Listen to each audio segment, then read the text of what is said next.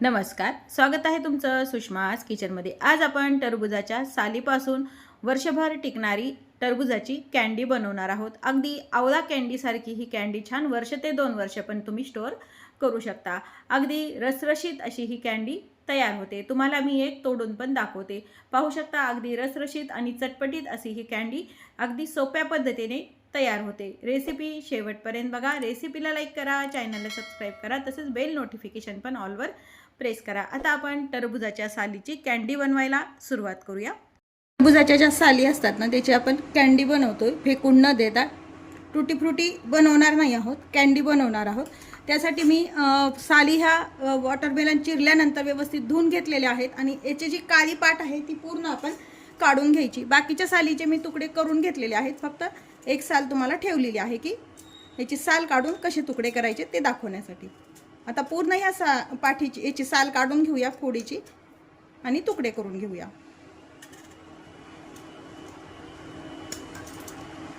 साल काढून घेतली। याचे तुम्हाला असे लांब किंवा मग असे छोटे पीसेस पण तुम्ही करू शकता। मी याच पद्धतीने हे कट करून घेणार आहे, या पद्धतीने। आता राहिलेले सालीचे पण आपण असेच कट करून घेऊया। टरबूजाच्या सालीच्या फोडी बनवलेल्या आहेत। मी उकडून न घेता ह्या वाफवून घेणार आहे, म्हणजे याला पाण्याचा अंश लागला जात नाही आणि कँडी जास्त दिवस टिकते। यावरती आता पाणी गरम करायला ठेवलेलं आहे। मी एक चाळणी टाकून घ्यायची आणि ह्या सर्व जे केलेल्या फोडी आहेत ह्या यावरती टाकून घ्यायच्यात। व्यवस्थित अशा पसरून घ्यायच्या। झाकण ठेवायचंय आणि 10 मिनिट व्यवस्थित याला दणदणीत असं वाफवून घ्यायचं। आता 5 मिनिट झालेत, पाहू शकता वाफ आली आहे छान फोडींना। एकदा खालीवरी असं हलवून घ्यायचंय, म्हणजे वरच्या फोडींना पण छान वाफ येते।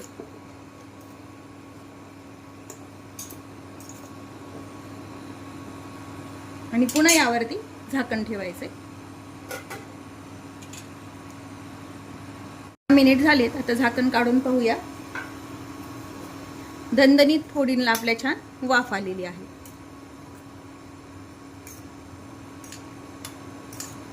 उकडून घेण्यापेक्षा अशा वाफून घेतलेल्या फोडी चवीला पण चांगल्या लागतात आणि भाजीला वगैरे पण तुम्ही या पद्धतीने ह्या फोडी वापरू शकता, किंवा रायता बनवायला टरबूजाचा किंवा टुटी फ्रुटी पण याची बनवू शकता।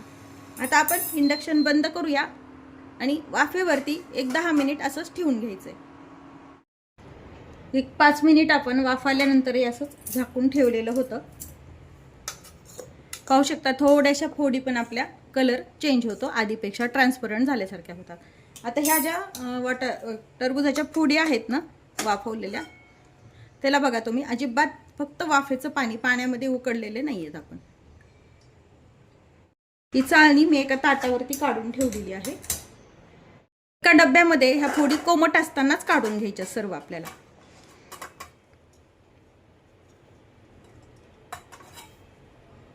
वाफवलेल्या टरबूजाच्या फोडी ज्या आहेत सालीच्या आपण एका डब्यामध्ये काढून घेतल्या। साधारण ह्या फोडी आपल्या कोमट आहेत। या टोप भरून या आपल्या फोडी होत्या, तर अर्ध्या टोप इतकं मी यामध्ये साखर वापरणार आहे। थोडंसं गरम असतानाच यामध्ये साखर टाकून घ्यायची, म्हणजे गरमीमुळे साखर छान विरघळल्या जाते त्यात, आणि मिक्स करून घ्यायचे। यामध्ये जर तुम्हाला कलर वापरायचे असले फूड कलर तर ते तुम्ही वापरू शकता, पण मी शक्यतो कलर वापरणार नाही आहे कोणताच, कारण असा नॅचरल कलर पण खूप छान दिसतो याचा। आता हे मिक्स करून घ्यायचंय, साखर आणि सर्व सालीच्या फोडी। साखर पूर्ण फोडीला आपण लावून घेतली। गरम असल्यामुळे लागलीच याला असं छान पाकासारखं पाणी सुटलं गेलंय।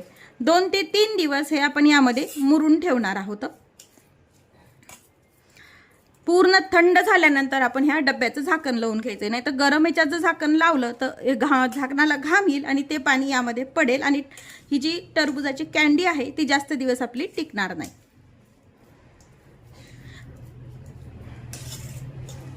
साखर आणि फोडी आपण सर्व मिक्स करून घेतलेले आहेत। आता ह्या व्यवस्थित थंड पण झालेल्या आहेत।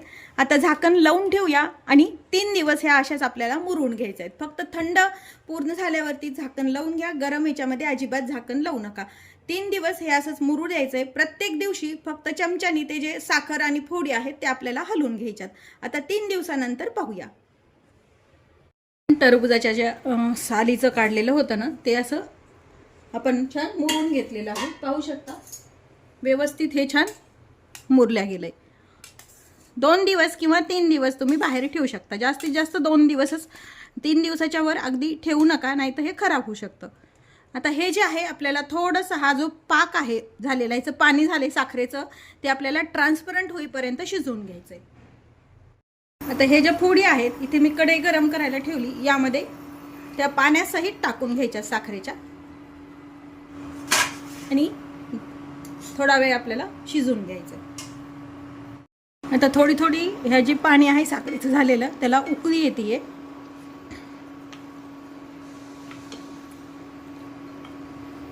हे साखरेचं जे पाणी होतं ते बऱ्यापैकी कमी झालंय आता सुरुवातीपेक्षाही, म्हणजे आटत आलंय ते बरंचसं, आणि फोडी पण आपल्या थोड्याशा शिजत आल्यात. 1-2 मिनिट अजून हे परतून घ्यायचं.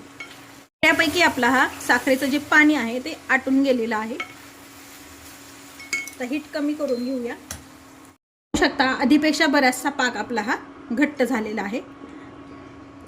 आता हे पूर्णपणे असं गोडसर लागेल, त्यामुळे एक अर्ध लिंबू यामध्ये पिळून घ्यायचे, म्हणजे आंबट गोड अशी चव छान कॅन्डीला आपल्या तयार होते.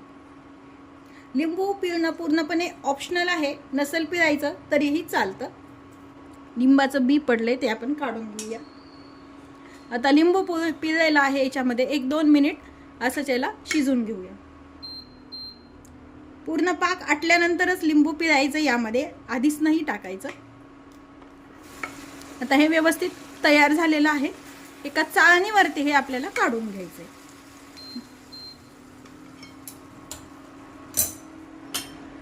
चाळणीवरती यासाठी काढायचं की त्याचा एक्स्ट्राचा जो पाक आहे तो पूर्णपणे खाली एक भांड ठेवलंय त्यामध्ये निघून जातो. थोडंफार तरी राहतो, तो गळून निघतो, आणि तो जे शिल्लक राहिलेला पाक आहे तुम्ही शरबताला किंवा त्याचा सुद्धा रस पण तयार करू शकता. सर्व कॅन्डी या जाळीमध्ये काढून घेऊया. चाळणीमध्ये अशी मोकळी पसरून घेऊया. म्हणजे यातला पूर्ण जो शिल्लक राहिलेला थोडासा पातळ पाक आहे तो खाली गळून जाईल भांड्यामध्ये. त्याचा जो पाक आहे शिल्लक राहिलेला तो पूर्ण खाली गळून गेलेला आहे. शिजलेलं कसं समजायचं, हे पाक सुद्धा ट्रान्सपरंट होतो आणि इतपत असा हा तार त्याला चलली पाहिजे, म्हणजे ही कॅन्डी छान टिकल्या पण जाते आणि खराब होत नाही. नाही तर मग जर पाक कच्चा राहिला तर याला बुरशी येऊ शकते, म्हणून पाक व्यवस्थित झाला पाहिजे. तर हे जे आहे यातला पूर्ण पाक निघून गेलाय आणि बऱ्यापैकी आपण हात लावेल इतकं हे थंड झालेलं आहे. तयार केलेली कॅन्डी आहे. एखाद दिवस फॅन खाली किंवा मग हवेखाली आपल्याला ही सुकून घ्यायची, म्हणजे याचा जो चिकटपणा आहे तो कमी होईल. जशी आपण आवळा कॅन्डी बनवतो ना त्या पद्धतीनं अशी मोकळी मोकळी करायची. फक्त पॉलिथिन वरतीच टाका, नाही तर मग ताटात वगैरे टाकलं तर ताटालाही चिटकू शकते. व्यवस्थित अशी सिंगल तुम्ही मोकळी करून सुकून घ्यायची आहे. जरासं त्याचा वरचा चिकटपणा कमी होईल इतपतच सुकली तरी चालते, त्यामुळे फॅन खाली सुकवली तरी चालते. तर ही अशी आपण छान एक एक करून टाकून घेऊया. सर्व तयार केलेल्या कॅन्डी आपण वाळायला ठेवलेल्या आहेत. अगदी खूप असं कडकडीतही वाळवायचं नाहीये, फक्त याचा जो चिकटपणा आहे हाताला जो लागतोय तो कमी होईपर्यंतच आपल्याला हे सुकून घ्यायचं आहे. पाहू शकता आता थोडंसं असं चिकटपणा हाताला लागतोय तो कमी झाला पाहिजे.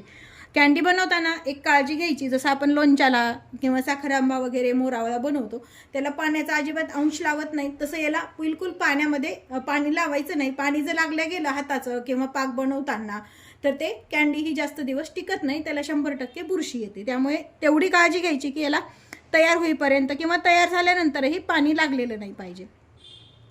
आता हे आपण सुकून घेऊया. आपण जी टरबुजाची कॅन्डी सुकवायला ठेवली त्यासाठी आपण एक मसाला तयार करतोय, वरस्त चटपटीत अशी ती कॅन्डी लागण्यासाठी, जसं आपण आवळा कॅन्डीला बनवतो तसं.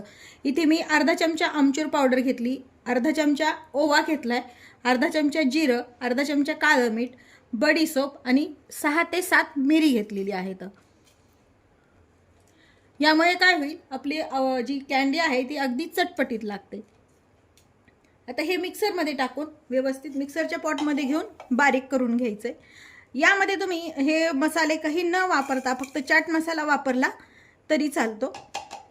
फक्त चाट मसाला वरतून टाकला तरी ती कॅन्डी अगदी छान लागते. आता हे मिक्सरवरती बारीक करून घेऊया. हे बारीक केलंय, कोणतीही कॅन्डी बनवायला तुम्ही हा मसाला वापरू शकता. मसाला आहे एका जारमध्ये मी काढून घेतली.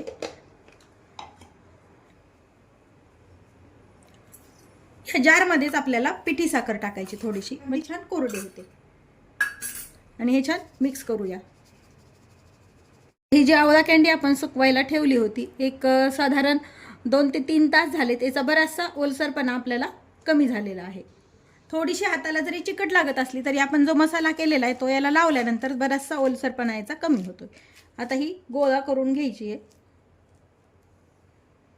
जो मसाला तयार करून घेतला यामध्ये ही कँडी अशी गोळा करून टाकून घ्यायची आहे. आता जरी कँडी एकाला एक चिटकत असेल तर मसाला व्यवस्थित त्याला लागला तर अगदी मोकळी मोकळी तयार होते. मावेल तेवढी आपण यामध्ये टाकून घेऊया.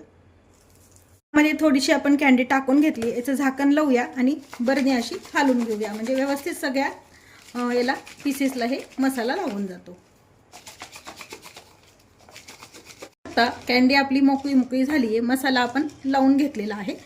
याच पद्धतीनं बाकीच्या कँडीला पण मसाला लावून घ्या. आता ही जी कँडी तयार केली एका डिशमध्ये काढून घेऊया. कँडीला आपण मसाला लावून घेतलाय. पाहू शकता तुम्ही अगदी मोकळी मोकळी ही कँडी तयार झालेली आहे.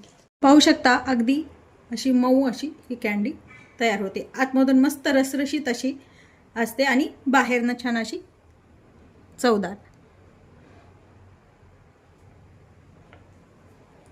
रेसिपी तुम्हाला कशी वाटली हे कमेंटमध्ये नक्की सांगा. तसेच माझ्या चॅनलवर तुम्ही नवीन असाल तर चॅनलला सबस्क्राईब करा, रेसिपीला लाईक करा आणि रेसिपी शेअर करायला विसरू नका. अशाच नवीन रेसिपीसोबत पुन्हा भेटूया. तोपर्यंत बाय बाय. व्हिडिओ पाहिल्याबद्दल धन्यवाद.